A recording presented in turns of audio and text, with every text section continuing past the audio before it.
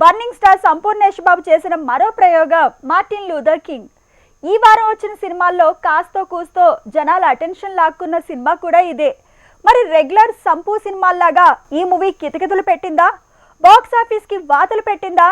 Just watch it. Sampoornesh Babu, Naresh and కోతో పూజా కొల్లూరు తీసిన movie Martin Luther king ఈ వీకే థియేటర్స్ మీద దాడి చేసింది. పొలిటికల్ సెటైర్ గా వచ్చింది. ఊర్లో పేరు లేని ఓ వ్యక్తికి ఓటర్ గా గుర్తింపు దక్కాక తను ఓటేస్తేనే ఇద్దరు వ్యక్తుల్లో ఎవరో ఒకరు సర్పంచ్ అయ్యే ఛాన్స్ ఉంటుంది. అంతేకాదు, అలా వాళ్లు ప్రెసిడెంట్ గా గెలిస్తే కోటాను కోట్ల కాంట్రాక్ట్ దక్కే అవకాశం కూడా ఉంటుంది.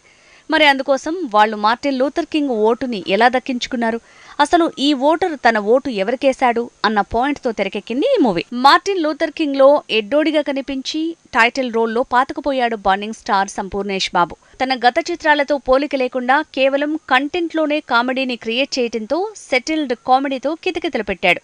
నరేష్ అండ్ కో కూడా నటనతో పర్లేదనిపించారు. ఒక్కరి ఓటుతో సర్పంచ్ ఫేట్ తేలబోతుందన్న పాయింట్ తో పాటు ఆ ఓటర్ని మభ్యపెట్టే నాయకుల అత్యాశ కితకితలు పెట్టిస్తే కోటి వరకు ఖర్చు చేయడానికి వెనకాడని అంశం అతిగా అనిపిస్తోందంటున్నారు. క్లైమాక్స్ కూడా తెలిసేలా నిరాశ పెడుతోందనే మాట వినిపిస్తోంది. తమిళ మూవీకి తెలుగు రీమేక్ గా వచ్చిన ఈ సినిమా ఫస్ట్ హాఫ్ బాగున్నా సెకండ్ హాఫ్ సాగదీతిగా ఉందనే కామెంట్స్ పెరిగాయి.